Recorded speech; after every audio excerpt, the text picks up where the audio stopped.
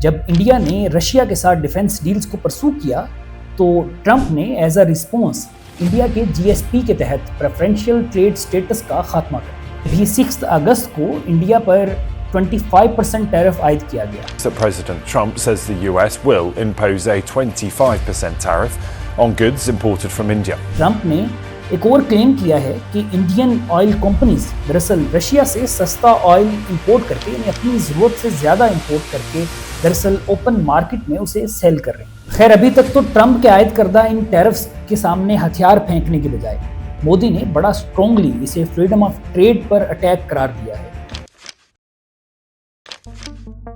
मैं हूं आपका होस्ट असदुल्ला चीमा। 2019 का हाउडी मोदी समिट हो या 2020 अहमदाबाद गुजरात में नमस्ते ट्रंप समिट, ये दोनों इवेंट्स ना सिर्फ यूएस और इंडिया की गवर्नमेंट्स के दरमियान बेहतरीन रिलेशंस के अक्कास थे कि जहां एक तरफ ट्रंप मोदी को ग्रेट फ्रेंड डिक्लेयर कर रहे थे तो दूसरी जानिब मोदी ट्रंप को एक्सेप्शनल लीडर करार दे रहे थे, बल्कि ये events people to people relations को उस्तवार करने का भी बेहतरीन जरिया थे। लेकिन मोदी और ट्रंप के दरमियान ये ब्रोमांस मीडिया ऑप्टिक्स के लिए तो बहुत अच्छा रहा।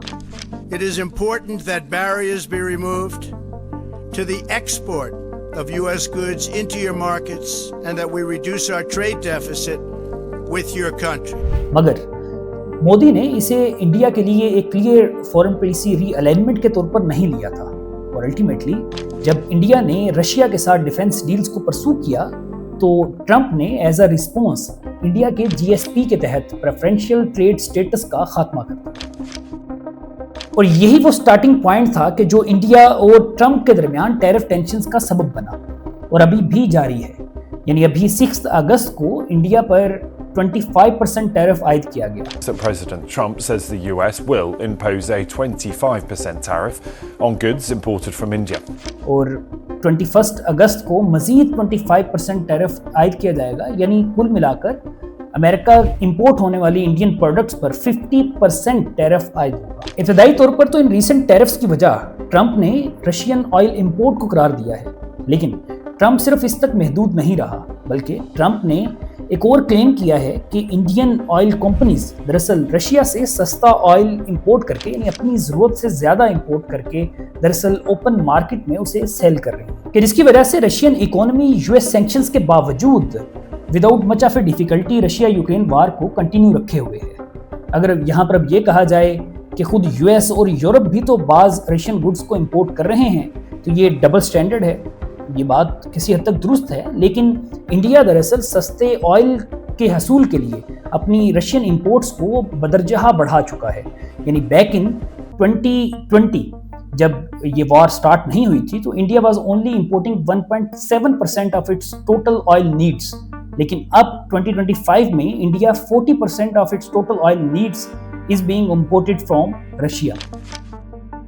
लेकिन दरअसल मोदी लॉन्ग टर्म पार्टनरशिप और अलायंसेस को फॉर्म करने की बजाय short term benefits driven foreign policy को ऑप्ट किए हुए हैं। यानी शॉर्ट टर्म गेन्स को हासिल करने के लिए लॉन्ग टर्म पार्टनरशिप्स को और रिलेशंस को सेक्रीफाइस किया जा रहा है, जो कि अल्टीमेटली इंडिया के लिए नुकसानदेह है। जबकि इसके दूसरी जानिब बाकी ममालिक इस टाइम पर जियोपॉलिटिकल बायपोलैरिटी को देखते हुए अपनी फॉरेन पॉलिसी को बेसिकली रीडिफाइन कर रहे हैं, क्योंकि दुनिया अब यूनिपोलैरिटी से बायपोलैरिटी और मल्टीपोलैरिटी की तरफ गामजन है और ऐसे में क्लियर फॉरेन पॉलिसी का होना बहुत इंपॉर्टेंट है। और ख़ास तौर पर ट्रंप इन टैरिफ्स के जरिए से अपनी यानी यूएस फॉरेन अफेयर्स को दोबारा रीडिफाइन कर रहा है, जिसमें आइदर कोई मुल्क यूएस का पार्टनर है यानी इस जियोपॉलिटिकल और जियो इकोनॉमिक सिस्टम का जो आज दुनिया में राइज है इसमें यूएस का पार्टनर है या यूएस का एनिमी। जबकि इंडिया की फॉरेन पॉलिसी बहुत एम्बिगुअस और अनक्लियर है। एक तरफ तो इंडिया ब्रिक्स का मेंबर है कि जिसे यूएस की जियोपॉलिटिकल और जियो इकोनॉमिक डोमिनेंस के काउंटर के तौर पर देखा जाता है, और दूसरी जानब इंडिया G20 और क्वाड जैसे अलायंसेस का भी हिस्सा है। क्या ये किसी तौर पर भी रैशनल अप्रोच है कि एक तरफ तो इंडिया ब्रिक्स के मेंबर के तौर पर यूएस के इंटरेस्ट को नुकसान पहुंचाए और दूसरी तरफ एक्सपेक्ट करे कि यूएस इन रिस्पॉन्स इंडिया के इंटरेस्ट को कोई नुकसान ना पहुंचाए? या ऐसे यूं कह लीजिए कि इंडिया क्वाड जैसे सिक्योरिटी अलायंस का हिस्सा बनकर ये एक्सपेक्ट करे कि चाइना उसके इंटरेस्ट का तहफ़्फ़ुज़ करे, तो ऐसा पॉसिबल नहीं है। अब अभी हालिया इंडिया पाकिस्तान कॉन्फ्लिक्ट को ही देख लीजिए। चाइना ना सिर्फ पाकिस्तान को फॉरेन अफेयर्स फ्रंट पर सपोर्ट करता रहा है, बल्कि ड्यूरिंग वार वेपनरी और एडवांस टेक के जरिए से पाकिस्तान को हेल्प आउट किया। After a series of attacks targeting Chinese nationals in Pakistan, Beijing has vowed to continue supporting Islamabad in counter-terrorism operations. ऐसा सिर्फ इस वजह से है कि चाइना पाकिस्तान को लॉन्ग टर्म स्ट्रेटेजिक पार्टनर के तौर पर देखता है, ना कि वक्ती तौर पर मुफाद पर मबनी एक रिलेशन के तौर पर। मोदी की गैर वाज़ेह फॉरेन पॉलिसी ही इंडिया को सबसे ज़्यादा नुकसान पहुंचा रही है। आप रशिया, चाइना और यूएस को तो एक तरफ छोड़ दीजिए, इसराइल ईरान के कॉन्फ्लिक्ट की अगर एग्जाम्पल सामने रखें तो एक तरफ तो इंडिया ईरान को एज पार्टनर देखता है और वहाँ पर इन्वेस्टमेंट भी कर रहा है और ईरान का ऑयल भी इंडिया इंपोर्ट करता है, और दूसरी तरफ इसराइल को भी एज डिफेंस अलाई देखता है। तो ऐसी सूरत हाल में इसराइल या ईरान में से कोई भी मुल्क इंडिया पर क्या ट्रस्ट कर सकता है? इस ब्लरी और इररेशनल फॉरेन पॉलिसी का ग्लोबल स्टेज पर इंडिया की आइसोलेशन की सूरत में नतीजा सामने आ रहा है। यानी अभी रिसेंटली इंडिया पाकिस्तान कॉन्फ्लिक्ट के दौरान ना तो यूएस ने इंडिया को खुलेआम सपोर्ट किया, ना ही चाइना ने सपोर्ट किया, और अल्टीमेटली रशिया ने भी चाइना की वजह से इंडिया को ओपनली सपोर्ट करने में हेजिटेशन का मुजाहरा किया।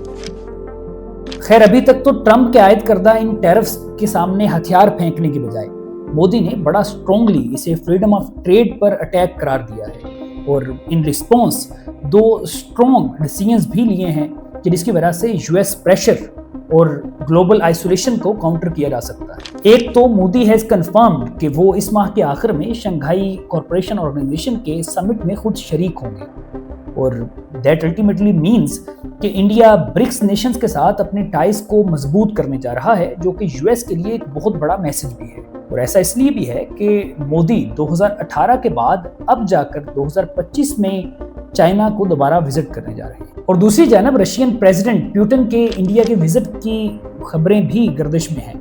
ये दोनों बहुत स्ट्रॉन्ग स्टेप्स हैं, लेकिन India has to choose his allies very wisely. एक तरफ तो ट्रंप है कि जो इंडिया को as a strong strategic partner के तौर पर देखना चाहता है, इन दैट केस वो चाइना के खिलाफ इंडिया को यूज करना चाहेगा, और अल्टीमेटली चाइना को रीजनली कंटेन करने के लिए उसे इंडिया की जरूरत होगी। यानी ट्रंप एज पार्टनर बिल्कुल निगलेक्ट नहीं कर रहा इंडिया को, लेकिन India has to choose one partner, either US और चाइना प्लस रशिया। हमारी राय में India should come out of grey और इंडिया को ईस्टर्न ब्लॉक यानी चाइना और रशिया के ब्लॉक को ज्वाइन करना चाहिए, और ब्रिक्स में एज अ लीडर अपने रोल को आज एस्टेब्लिश करना चाहिए, सो दैट कि इन फ्यूचर जो west to east shift of power हो रहा है उसमें इंडिया अपनी वर्थ को एस्टेब्लिश कर सके। इस हवाले से अपनी आरा का जरूर कमेंट सेक्शन में इजहार कीजिएगा, और अगर ये वीडियो आपको पसंद आई हो जरूर इसे लाइक कीजिए, शेयर कीजिए, और ऐसे ही जियोपॉलिटिकल इश्यूज पर अपडेटेड रहने के लिए हमारे इस चैनल को सब्सक्राइब कर लीजिए। Thank you so much.